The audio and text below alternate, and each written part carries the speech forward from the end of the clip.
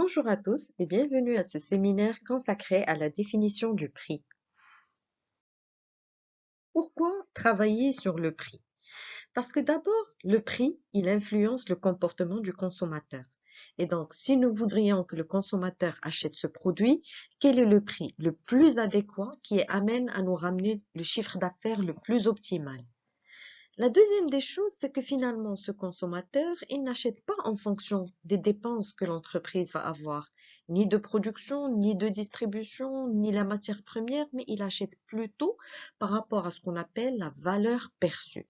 Donc, pour le consommateur, cette valeur perçue est en fonction d'un ensemble de critères, dont notamment les expériences, les publicités sur le produit, les recommandations des autres clients, et donc il achète seulement et seulement si la valeur du produit est inférieure ou égale à la valeur perçue.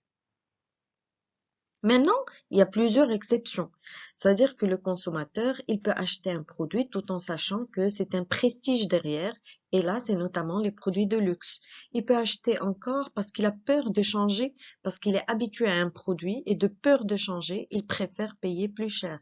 Il peut acheter aussi quand c'est un produit qui est nouveau, qui est novateur, technologique, et pour lui, c'est très important. Et donc, il y a pas mal d'exceptions pour acheter à un prix plus élevé. La fixation du prix n'est pas une chose aisée. Donc pour l'entreprise, c'est une décision qui est très importante parce que c'est ce qui va conditionner à la fin que le client achète ou pas et que l'entreprise réalise un profit ou pas. Donc le prix peut être fixé en fonction de la demande du client et la demande du marché. Et nous allons voir qu'il y a deux manières de fixer le prix selon la demande. Il peut être aussi fixé selon les coûts de l'entreprise. Ça veut dire combien l'entreprise investit pour la production de ce produit ou la commercialisation de ce produit.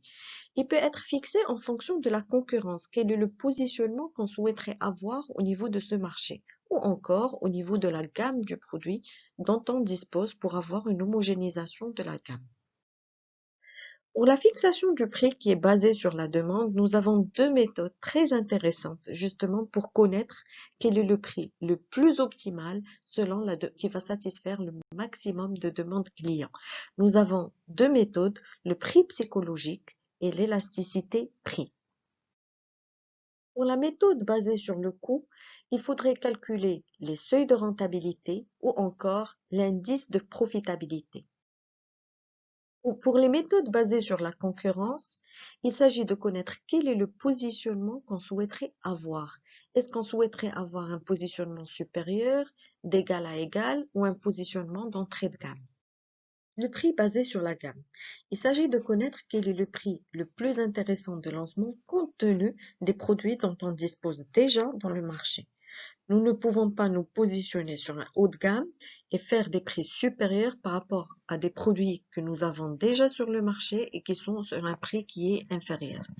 Donc, il faut essayer d'éviter les taux de cannibalisation de nos propres produits et d'avoir une offre qui soit cohérente justement par rapport à la perception du client. Nous allons voir dans les capsules suivantes toutes ces méthodes qui nous permettent de définir le prix.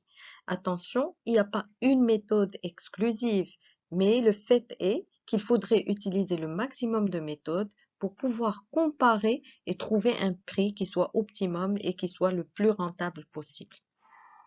Merci et à très bientôt.